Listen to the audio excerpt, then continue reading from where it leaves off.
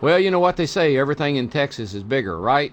Well, I guess that's also true when it comes to racetracks, because the Texas Motor Speedway is part of the second largest sports and entertainment complex in the country and the third largest in the entire world.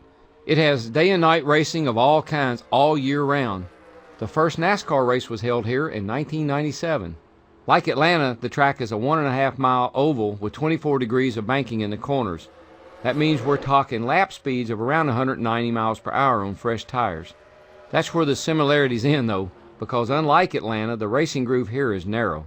Side-by-side racing in the turns requires a lot of skill and trust in your fellow drivers. Because of this, you want to do most of your passing coming off the corners rather than going into it, because it's tough to hold a low line all the way through these turns. As you come off turn 4, you'll want to be careful as you approach the dogleg on the front straight. The track angle here is pretty sharp, and if you're too low, you can run out of pavement in a hurry. If this happens to you while there's a car on your outside, then it's better to back out of the throttle and let him go rather than risk having a huge accident. Okay, it's time to go for a ride. Let's go. Okay, here we are. At the start-finish line, we're doing about 185 at full throttle with the car close to the outside wall. Work the car in a long, gentle curve that will let you cut across the last part of the dogleg and back up to the outside wall as you approach turn 1. Just after you pass the last caution light on the straight, you'll be doing about 190 when you roll almost all the way out of the throttle. Work the car down toward the apron line and try to be down there just after you get to turn 2. Just before the apex of 1 and 2, you'll be down to under 170. Start rolling the throttle back on and try to keep the car as close to the apron line as possible. As you exit 2, don't get to full throttle too early or the back straight wall will end your day in a hurry. Let the car drift to the wall as you exit turn 2, and you should hit the top of the back straight at about 170 or so. Keep it at full throttle right against the wall all the way down here.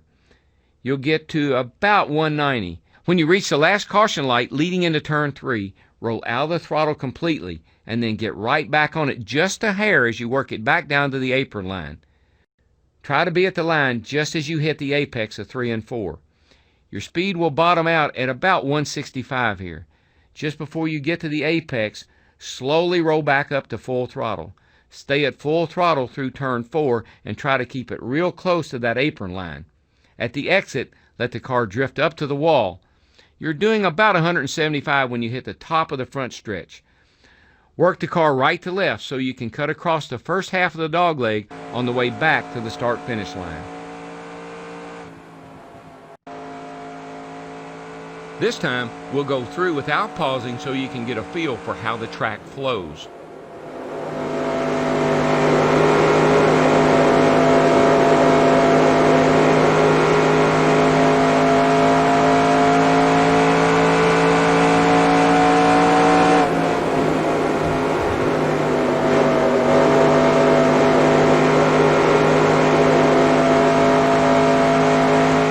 Good lap times here will be just a tick under 30 seconds. That's Texas Motor Speedway. This is a fun, fast racetrack. It's also a place that can bite you in the backside if you get too far out of the racing groove. Tires are a huge factor here. Once they get worn, you'll have to slow down a lot to keep the car low and in the groove. So keep that in mind if you want to gamble on taking just 2 tires late in the race.